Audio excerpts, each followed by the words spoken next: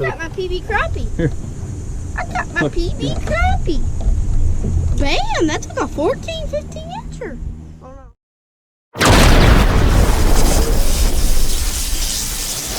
What's up, YouTube? Hey, what a nice hat. Where'd you get that hat at? We got it. Oh, sweet. Got you a new hook hat for your birthday? Yeah. Hey, you ain't gonna be bashful, are you? What do you think, Ace? Turn that hook hat around, let's see it. Yeah. There we go. There you go. Nice. Nice. I'm rocking the hook hat. Yep, Hunter's rocking the hook hat. I'm rocking the hook hat. Josh is rocking the hook shirt.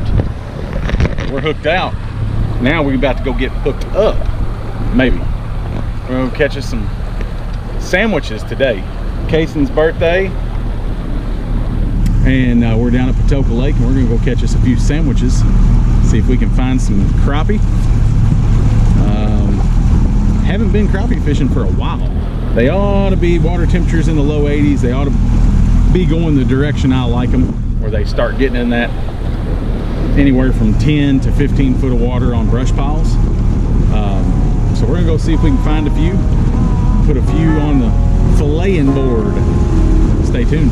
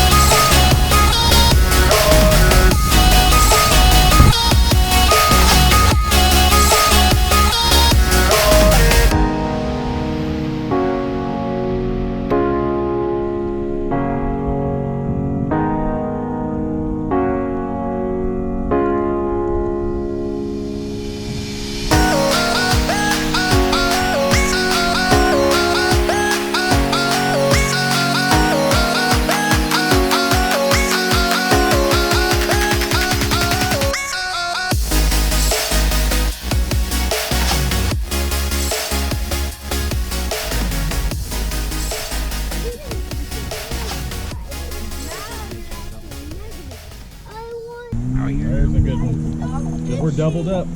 Oh, dude. Nice. Oh, Josh might have Josh has got a big one. Let's flip him up here, Josh. Flip him in here. Hurry. Oh, Doubled up. Doubled up. That's what I'm talking about. I lost him. I have one. Look at that, Casey. Hang on. Holy crap. Josh Guy in the has back got of the a boat big catches a good one. I had a good one. boat. We just got on the right school here. Alright, see Hey, look at that. That's loins right there. Loins. I'm talking about piece of bread. Nom. Yeah. Dude, there's like 15 or 20 bigs right on this back corner. Yeah, mine's right there, Josh. We need like 10 more like that, and dude, we'll have a freaking Bass. Dang it. I thought you called it. Hey, watch out. I'm gonna hurry up and get another out there quick. Sometimes you break off a lot of jigs, but you got to be prepared for that when you're fishing heavy cover. We've got all of us using different colors, just experimenting. Really doesn't seem to matter, I don't think. As long as it's more of the original shad, baby shad. I think it's a good one. Decent. Not big. This way. So I've been graphing around looking at some of the offshore brush. Hadn't really found them. A few man-made offshore structures. Had a lot of crappie on them. But this one here we pulled up and they're all pretty good sized ones from what I can tell on the graph. This time of year, whenever the water temperature gets into the 70s, I thought you had him another one. when that water temperature gets into the 70s, for some reason these fish move out of their summer haunts and they get up in this kind of transition period where these crappie start to go a little shallower on brush. And I think we found a little school of them here. I think we found a little school of them. We're just using a Bobby Garland, just on a 16th ounce sickle hook jig. Throwing it out there, letting it hit the bottom, and slow reeling it back to the boat.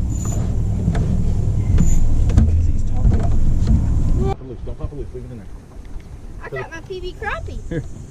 I got my PB crappie. Bam! That took a 14, 15 incher. Oh no. Well, yeah, probably. There. Now I'm getting loose. Nice. Measuring. Look at that. Measuring. Nice. What's going on, my YouTube friends? We are out in the shop tonight. It is a cold evening. We've had a little bit of a cold front move through. And it's been kind of chilly today, and it's going to be chilly over the weekend. We're right here around the 1st of October. And when it starts getting cold like this, that gets me fired up for 3 things. 1, deer hunting. 2, fall bass fishing. Good topwater action should be coming our way very soon. And 3, crappie fishing. What happens this time of year is as that water has cooled, a lot of those crappie have moved kind of from their summer haunts, and they're kind of working their way in a little shallower, which is where I like to catch them. Anywhere in, say, 10 to 15 foot of water. And most of the time they're going to suspend over brush piles, especially on these cold front situations, bluebird skies. They can be a little tricky to catch. But it just seems like you get those sunny bluebird skies and you can absolutely dominate the crappie on brush piles.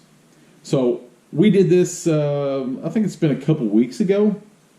We were just a little bit ahead of probably the big movement of those schools of crappie to those brush piles. So first of all, the setup, I've just got a 6 foot, just kind of a light action rod.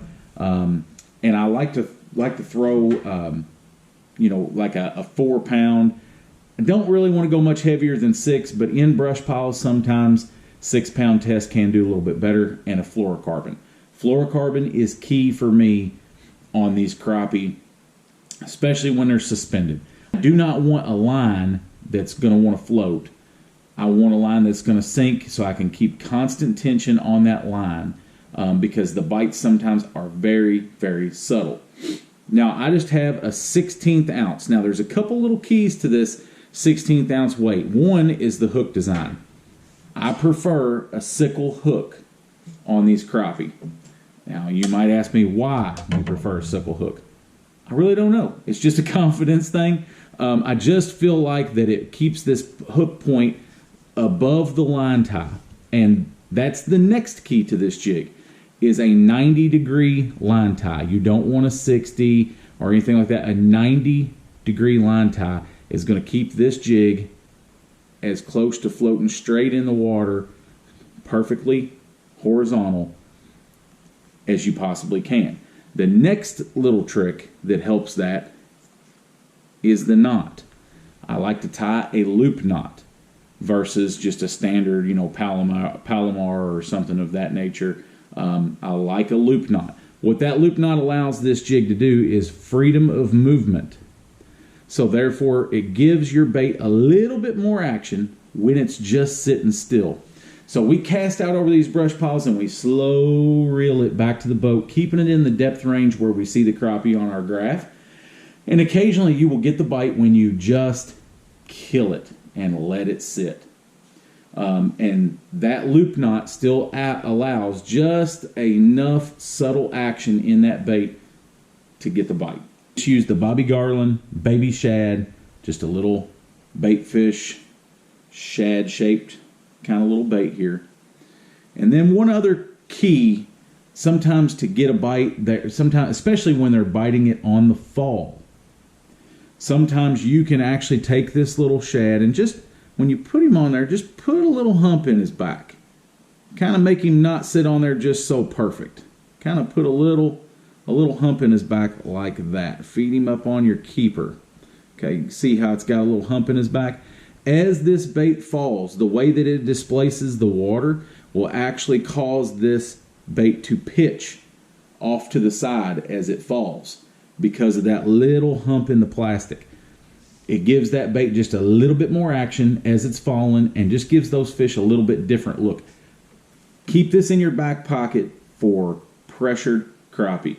If you're on a lake where there are a lot of crappie fishermen fishing the same brush piles, you put that little crook in him or that little hump in his back there, a lot of times that will get you bites fishing behind other people. It's just the way that that bait pitches and glides. It's something that they don't see, and it just triggers a reaction bite. So what we're doing this time of year, fishing those brush piles, 8, 10, 12 foot of water, anything that is relatively close to the channel. I like to find something that's leading into the mouth of a pocket, because you're going to find a lot of the bait is starting to move around. As that happens, so will the crappie and all the other predators. So if I can find a brush pile in the mouth of a pocket that's relatively close to a channel, whether it be the main river channel, creek channel, something of that nature, those are going to be your more productive brush piles. I will have a map breakdown video on where to target these brush piles for crappie coming up in the next couple weeks as we look at that fall transition full on. Just hitting the tip of the iceberg right now, but we're not far away, so I'll get a video out on that. Last but not least, guys, we are just a few subscribers away from our 500 subscriber benchmark. I know that is not a big number, but it is a milestone for this channel, and we want to give back to you, the viewers. And by doing so, we're going to post a video in a couple weeks about the 500 subscriber giveaway, where we're going to have a trivia question, and all the winners of that trivia question will be put in randomly into a hat and drawn, and the winner will receive some really, really cool prizes, not only from us, but from some of our sponsors. So make sure, if you are not a subscriber of the channel, you want to go ahead, hit that subscribe button, get those notifications turned on, because you do not want to miss the subscriber giveaway in just a few weeks. We want to make sure that you have a chance at winning some really, really, really cool prizes. But you can't do it if you're not subscribed. So make sure you go ahead and take care of that. Once again, guys, thanks for tuning into the channel, checking out the content, and catch you some old slab backs, put a little meat in the skillet, and make mama happy. You all take care and be safe out there.